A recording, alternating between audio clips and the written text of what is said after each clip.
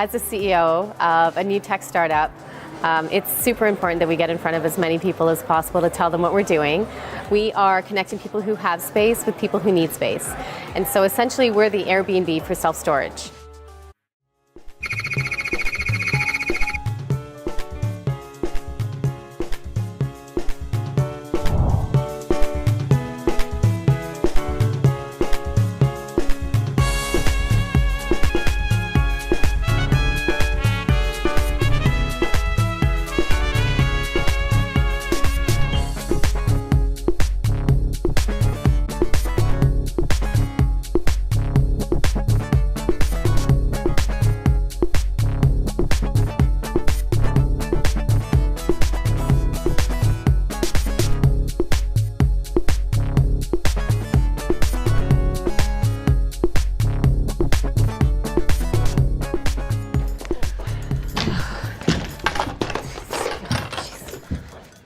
Oh, sorry.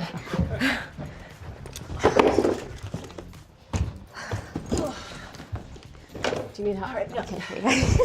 All right, we're good, right? Yeah. We're the co-founders of SpaceiShare.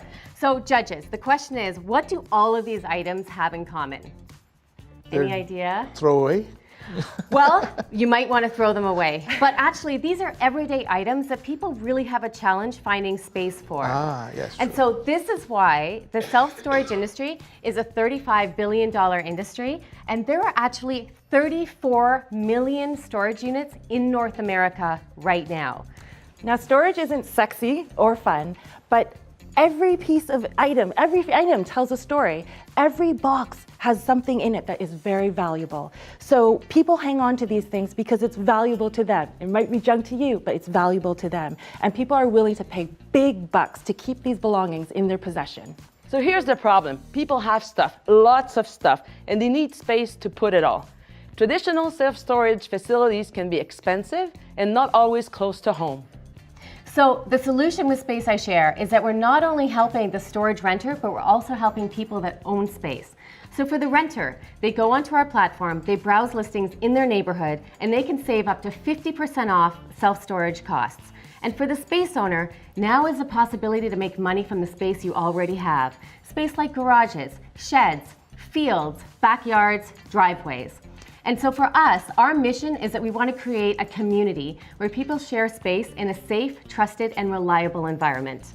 Our platform is fully transactional, so that means hosts can easily accept or reject a renter's request to share their space.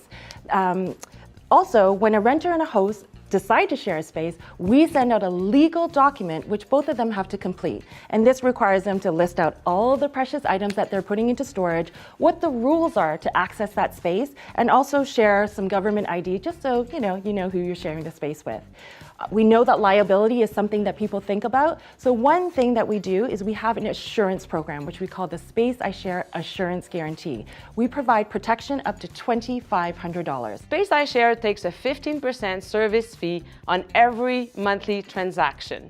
And to date, most rental periods have exceeded 6 months. So we have already raised $200,000 from various sources, government grants, and so now we are looking for $1 million for 25% of our company. With that money, we will continue to grow our team of developers, sales, community outreach, as well as develop and execute our marketing plan for a rapid expansion in Canada and in the US. We're SpaceiShare. Every corner counts. You've got to get the message to the right people. And one of my, I wouldn't call it concerns, but one of the areas to further discuss is your marketing budget, because there's the whole supply and demand. You're going to sign up everybody that has the storage. You've got to communicate to them. That's got a cost. And then you've got to communicate to the people that want the storage. So I'd like to understand your marketing plan. For artificial intelligence show, I didn't hear how you're using AI in your backend. So that was a big missing for me. I heard we've had shared economy businesses on this show before. I heard you have a better way of doing customer acquisition, but I didn't hear what the plan of the customer acquisition is. That was a missing for me. Yeah, your valuation is a little bit off track. and we'd have to negotiate with you much harder than that to be able to give you $1 million to do what you want to do with that. There's the issue of liability, and not only that, people bringing their stuff to my house with cockroaches and things like that. I'm not too sure how you're going to handle that. Rodents and things like that. Airbnb faced the same sort of psychological barriers, Yeah. and it still worked. So. Yeah. And that's why Yeah, we but- actually leave it up to the host to decide whether they want to accept a renter. It depends on what type of stuff they're putting in there. And actually the host has the right to look through the renter stuff as they're moving it. All right, cool. Thank you very much for being here, and we will talk with you a little later on and see how we end up doing something with you. Not too sure exactly yet what it is, but I have a couple ideas in mind.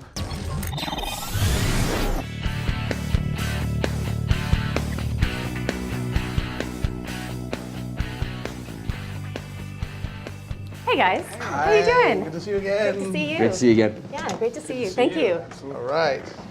I think you guys really figured out how you want to run the company. You've got the experience, you've got the determination, you've done the due diligence, and to me that's the most important factor. I'd rather have a great jockey and a sort of weak horse, which is the product. Right. I don't know if the product's weak. I'm not suggesting that it is. It probably needs a little bit more training. Right. Okay, but I have faith in the jockeys that the training can get done. Okay. And the other piece is the race. We know about the value of the shared economy, and there's been other models like the Airbnb, and we were calling you the Airbnb of storage. Makes a lot of sense as an analogy. So we know the race is worth it. So when you're ticking off race and jockey and a pretty good horse for training, I think you guys are in great shape. Yeah, the thing is that we had some concerns as far as the legality of having people store stuff at other people's places. Sure. And so what we can do is maybe give you some help in the realm of looking at your contract, number one. Yeah. And our in-house counsel can give Sure. that to you as a gift, saying, listen, let's make it more teethy in case there is a problem, right? Yep. We would look at maybe a couple of $100,000, maybe up to $300,000 at this point. Okay. To see what we could do with that. Okay. We have to do some due diligence, obviously. And the legal side is very important to us because we sure. don't want you to end up in a legal issue. Yep. So having said that, that's where we can start. Okay. And then based on that, then we can go forward. Okay. Yeah? Great. All right. Yeah, wonderful. It's not easy. It's not for the faint of heart. If you are requiring a steady paycheck, if you are requiring any kind of money coming in the door, then startup is not for you. I'm not a 20-year-old who's eating ramen noodles, but I do have 2 daughters to support. My husband's also an entrepreneur, so we're both equally as crazy and probably stupid. But if you have that passion to create something, then I don't think you should let anything stop you.